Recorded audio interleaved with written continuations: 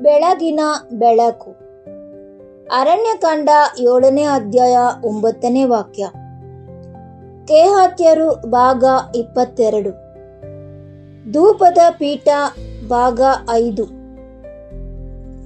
ಧೂಪದ ಪೀಠದ ವಿವಿಧ ವಿಶಿಷ್ಟಗಳು ಮತ್ತು ಅವು ಹೇಗೆ ಕ್ರಿಸ್ತನ ಮಹಾಯಾಜಕನ ಸೇವೆಯನ್ನು ಸೂಚಿಸುತ್ತವೆ ಎಂಬುದನ್ನು ನಾವು ಕಳೆದ ಹಲವಾರು ಅಧ್ಯಯನಗಳಲ್ಲಿ ನೋಡಿದ್ದೇವೆ.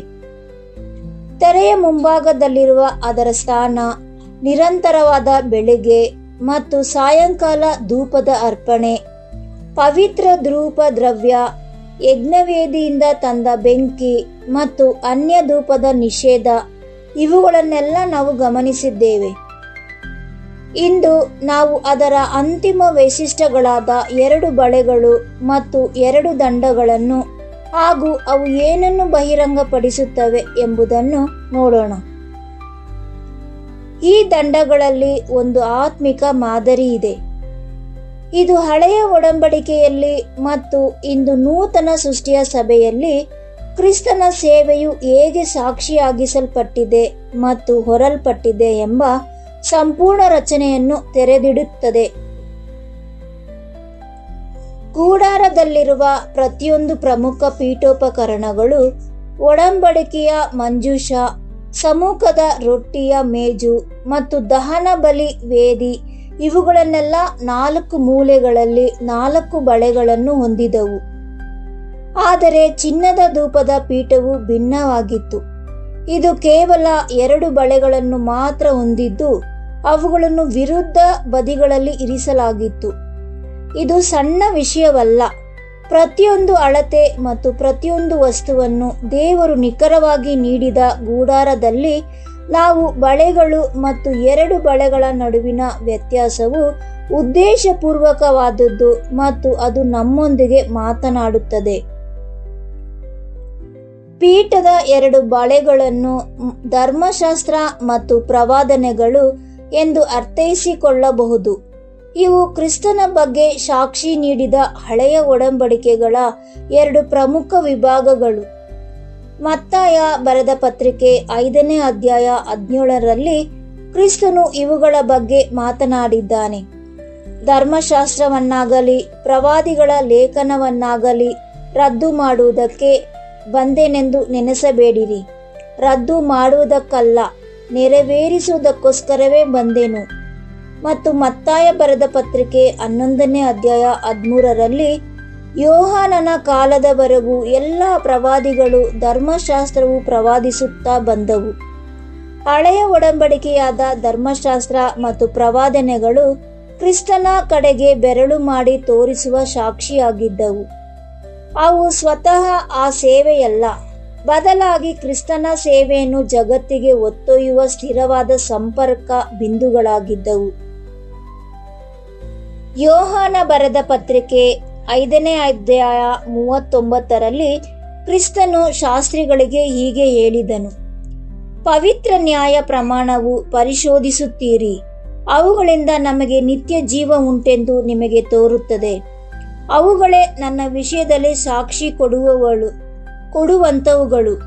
ಮತ್ತು ಲೂಕ ಬರೆದ ಪತ್ರಿಕೆ 24ನೇ ಅಧ್ಯಾಯ 27ರಲ್ಲಿ ಎಮ್ಮಾವು ಹಾದಿಯಲ್ಲಿ ಶಿಷ್ಯರೊಂದಿಗೆ ನಡೆಯುವಾಗ ಆತನು ಮೋಶೆಯನ್ನು ಸಕಲ ಪ್ರವಾದಿಗಳನ್ನು ಮೊದಲು ಮಾಡಿಕೊಂಡು ಎಲ್ಲ ಶಾಸ್ತ್ರಗಳಲ್ಲಿ ತನ್ನ ವಿಷಯವಾದವುಗಳನ್ನೆಲ್ಲ ಅವರಿಗೆ ವಿವರಿಸಿದನು. ಪೀಠಕ್ಕೆ ಕದಲದ ಹಾಗೆ ಜೋಡಿಸಲಾದ 2 ಬಳೆಗಳು ಧರ್ಮಶಾಸ್ತ್ರ ಮತ್ತು ಪ್ರವಾದನೆಗಳಾಗಿವೆ. ಇವು ಸ್ಥಿರವಾದವು, ಬದಲಾಗವು ಮತ್ತು ಯಾವಾಗಲೂ ಕ್ರಿಸ್ತನನ್ನೇ ತೋರಿಸುವಂತವುಗಳಾಗಿವೆ. ಈಗ ಒಂದು ಪ್ರಮುಖ ಪ್ರಶ್ನೆ ಬರುತ್ತದೆ.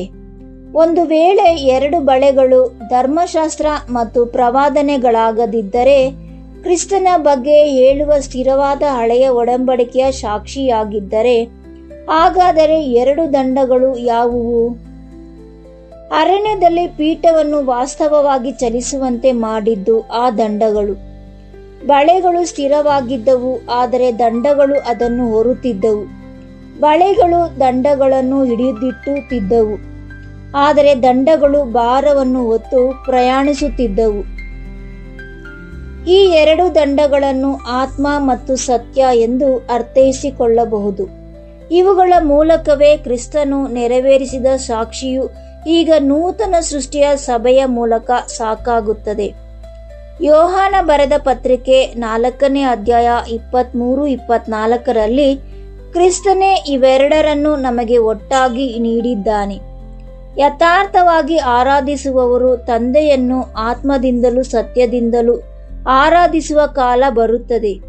ದೇವರು ಆತ್ಮ ಸ್ವರೂಪನು.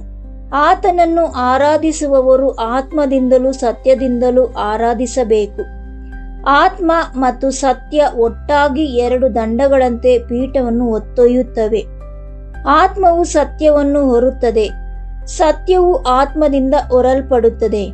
ಈ ಎರಡೂ ದಂಡಗಳು ಜೊತೆಯಾಗಿ ಕೆಲಸ ಮಾಡುತ್ತವೆ. ಪೌಲನು 2 ಕೊರಿಂಥದವರಿಗೆ 3ನೇ ಅಧ್ಯಾಯ 6ನೇ ವಾಕ್ಯದಲ್ಲಿ ಈ ಮಾದರಿಯನ್ನು ದೃಢಪಡಿಸುತ್ತಿದ್ದಾನೆ. ಅಕ್ಷರವು ಕೊಲ್ಲುತ್ತದೆ, ಆದರೆ ಆತ್ಮವು ಜೀವ ಕೊಡುತ್ತದೆ. ಮತ್ತು ಗಲಾತ್ಯದವರಿಗೆ 3ನೇ ಅಧ್ಯಾಯ 24ರಲ್ಲಿ ಧರ್ಮಶಾಸ್ತ್ರವು ನಮಗೆ ಕ್ರಿಸ್ತನ ಬಳಿಗೆ ತರುವುದಕ್ಕೆ ನಮ್ಮ ಉಪಾಧ್ಯಾಯವಾಯಿತು. ಬಳೆಗಳಂತಿರುವ ಧರ್ಮಶಾಸ್ತ್ರ ಮತ್ತು ಪ್ರವಾದನೆಗಳು ನಮ್ಮನ್ನು ಕ್ರಿಸ್ತನ ಬಳಿಗೆ ತಂದ ಉಪಾಧ್ಯಾಯರಾಗಿದ್ದವು. ಆದರೆ ಈ ಯುಗದ ಅರಣ್ಯದಲ್ಲಿ ಕ್ರಿಸ್ತನ ಸೇವೆಯನ್ನು ಮುಂದೆ ಕೊಂಡೊಯ್ಯುವುದು ಆ ಬಳೆಗಳೊಳಗೆ ಸೇರಿಸಲ್ಪಟ್ಟ ಮತ್ತು ನೂತನ ಸೃಷ್ಟಿಯ ಸಭೆಯಿಂದ ಹೊರಲ್ಪಡುವ ಆತ್ಮ ಮತ್ತು ಸತ್ಯ ಎಂಬ ದಂಡಗಳ ಮೂಲಕವೇ ಆಗಿದೆ. ಈಗ ಇದರ ವಿವರಣೆ ಪೂರ್ಣಗೊಂಡಿದೆ. ಪೀಠವೇ ಕ್ರಿಸ್ತನು, ಬಳೆಗಳು ಆತನ ಬಗ್ಗೆ ಸಾಕ್ಷಿ ನೀಡುವ ಧರ್ಮಶಾಸ್ತ್ರ ಮತ್ತು ಪ್ರವಾದನೆಗಳು, ದಂಡಗಳು ಆತ್ಮ ಮತ್ತು ಸತ್ಯ. ಇದರ ಮೂಲಕವೇ ಆತನ ಸೇವೆಯು ದೇವರ ಜನರಿಂದ ಮೇಘವು ನಡೆಸುವ ಪ್ರತಿಯೊಂದು ಸ್ಥಳಕ್ಕೂ ಕೊಂಡೊಯ್ಯಲ್ಪಡುತ್ತದೆ. ಇಲ್ಲಿ ಧೂಪದ ಪೀಠವನ್ನು ಒಡಂಬಡಿಕೆಯ ಮಂಜೂಷಕ್ಕಿಂತ ಪ್ರತ್ಯೇಕಿಸುವ ಒಂದು ವಿವರವಿದೆ. ಮಂಜೂಷದ ಕುರಿತು ದೇವರು ಆಜ್ಞೆ ನೀಡುವಾಗ ವಿಮೋಚನಕಾಂಡ 25ನೇ ಅಧ್ಯಾಯ 15ರಲ್ಲಿ ಹೀಗೆ ಹೇಳಿದ್ದಾನೆ: ದಂಡಗಳು ಅಥವಾ ಕೋಲುಗಳು ಇವು ಮಂಜೂಷದ ಬಳೆಗಳಲ್ಲಿ ಇರಲಿ, ಇವು ಮಂಜೂಷದ ಬಳೆಗಳಲ್ಲೇ ಇರಲಿ, ಅವುಗಳನ್ನು ಅದರಿಂದ ಎಂದೂ ತೆಗೆಯಬಾರದು. ಮಂಜೂಷವು ವಿಶ್ರಾಂತಿಯಲ್ಲಿದ್ದಾಗಲೂ ಬಳೆಗಳಲ್ಲಿರುವ ಕೋಲುಗಳು ಅಥವಾ ಆ ದಂಡಗಳು ಅಲ್ಲೇ ಇರಬೇಕಿತ್ತು. ಆದರೆ ಚಿನ್ನದ ಧೂಪದ ಪೀಠಕ್ಕೆ ಅಂತಹ ಯಾವುದೇ ಆಜ್ಞೆ ನೀಡಲಾಗಿಲ್ಲ. ಪೀಠವನ್ನು ಹೊತ್ತುಕೊಂಡು ಹೋಗಬೇಕಾದಾಗ ಮಾತ್ರ ಆ ದಂಡಗಳನ್ನು ಹಾಕಲಾಗುತ್ತಿತ್ತು ಮತ್ತು ಪೀಠವನ್ನು ನಿಲ್ಲಿಸಿದಾಗ ಅವುಗಳನ್ನು ತೆಗೆಯಲಾಗುತ್ತಿತ್ತು. ಅವು ಸ್ಥಿರವಾಗಿ ಅಲ್ಲಿರುತ್ತಿರಲಿಲ್ಲ. ಪ್ರಯಾಣದ ಸಮಯದಲ್ಲಿ ಮಾತ್ರ ಅವು ಇರುತ್ತಿದ್ದವು. ಇದು ಬಹಳ ಗಮನಾರ್ಹ ಅರ್ಥವನ್ನು ಹೊಂದಿದೆ. ಮಂಜೂಷದ ದಂಡಗಳು ಶಾಶ್ವತವಾಗಿ ಇರುವುದು ದೇವರ ಸನ್ನಿಧಿಯು ಯಾವಾಗಲೂ ಚಲಿಸಲು ಸಿದ್ಧವಾಗಿದೆ ಮತ್ತು ಯಾವಾಗಲೂ ತನ್ನ ಜನರೊಂದಿಗೆ ಇರುತ್ತದೆ ಎಂಬುದನ್ನು ತೋರಿಸುತ್ತದೆ. ಆದರೆ ಧೂಪದ ಪೀಠದ ದಂಡಗಳನ್ನು ತೆಗೆಯಬಹುದು ಎಂಬುದು ವಿಭಿನ್ನವಾದುದನ್ನು ಹೇಳುತ್ತದೆ. ಜನರು ಚಲನೆಯಲ್ಲಿದ್ದಾಗ, ಅಂದರೆ ಮೇಘವು ಚಲಿಸುವಾಗ ಮತ್ತು ಸಭೆಯು ಅರಣ್ಯ ಪ್ರಯಾಣದಲ್ಲಿ ವಿಧೇಯತೆಯಿಂದ ಸಕ್ರಿಯವಾಗಿ ನಡೆದಾಗ ಮಾತ್ರ ಆತ್ಮ ಮತ್ತು ಸತ್ಯವು ಕೊಂಡೊಯ್ಯುವ ಪೂರ್ಣ ಕೆಲಸವನ್ನು ಮಾಡುತ್ತವೆ. ಇಸ್ರಾಯೇಲ್ಯರು ಪಾಳೆಯದಲ್ಲಿ ನೆಲೆ ನಿಂತು ವಿಶ್ರಾಂತಿ ಪಡೆಯುತ್ತಿದ್ದಾಗ ದಂಡಗಳನ್ನು ಪೀಠದಿಂದ ತೆಗೆಯಲಾಗುತ್ತಿತ್ತು. ಪೀಠವು ಇನ್ನೂ ಉರಿಯುತ್ತಿತ್ತು, ಧೂಪವು ಇನ್ನೂ ಏರುತ್ತಿತ್ತು. ಆದರೆ ಪ್ರಯಾಣವು ಸ್ಥಗಿತಗೊಂಡಿದ್ದರಿಂದ ದಂಡಗಳನ್ನು ಪಕ್ಕಕ್ಕೆ ಇಡಲಾಗುತ್ತಿತ್ತು. ಯಾವಾಗ ಮೇಘವು ಮೇಲೆದ್ದು ಪಾಳೆಯವು ಮತ್ತೆ ಚಲಿಸುತ್ತಿತ್ತೋ ಆಗ ದಂಡಗಳನ್ನು ಮತ್ತೆ ಹಾಕಿ ಹೊರುವ ಕೆಲಸ ಆರಂಭವಾಗುತ್ತಿತ್ತು. ಇದು ವಿಧೇಯರಾದ, ಚಲಿಸುವ ಮತ್ತು ಸಿದ್ಧವಿರುವ ಜನರೊಂದಿಗೆ ಪವಿತ್ರಾತ್ಮನ ಚಲನೆಯನ್ನು ಸೂಚಿಸುತ್ತದೆ. ಪ್ರಾರ್ಥನೆ. ಯೆಹೋವನೇ, ನಿನ್ನ ವಾಕ್ಯವೇ ಸತ್ಯ ಮತ್ತು ನಿನ್ನ ಆತ್ಮವು ಸತ್ಯದ ಆತ್ಮವಾಗಿದೆ. ಈ ಯುಗದ ಅರಣ್ಯದಲ್ಲಿ ಕ್ರಿಸ್ತನ ಸೇವೆಯನ್ನು ಮುಂದೆ ಕೊಂಡೊಯ್ಯಲು ನೀನು ನಮಗೆ ಮಾರ್ಗವನ್ನು ನೀಡಿದ್ದಕ್ಕಾಗಿ ವಂದನೆಗಳು. ನೀನು ನಮಗೆ 2 ಬಳೆಗಳನ್ನು, ಧರ್ಮಶಾಸ್ತ್ರ ಮತ್ತು ಪ್ರವಾದನೆಗಳನ್ನು ನೀಡಿದ್ದಿ. ಅವು ನಿನ್ನ ಕುಮಾರನ ಬಗ್ಗೆ ಸಾಕ್ಷಿ ನೀಡುತ್ತಾ ಎಲ್ಲ ಸಾಕ್ಷಿಗಳಿಗೆ ಸ್ಥಿರವಾದ ಅಡಿಪಾಯವಾಗಿ ನಿಂತಿವೆ. ಮತ್ತು ಆ ಸಾಕ್ಷಿಯನ್ನು ಮೇಘವು ನಡೆಸುವ ಕಡೆಯಲ್ಲ ಹೊತ್ತೊಯ್ಯಲು ನೀನು ನಮಗೆ ಆತ್ಮ ಮತ್ತು ಸತ್ಯವೆಂಬ 2 ದಂಡಗಳನ್ನು ನೀಡಿದ್ದಿ.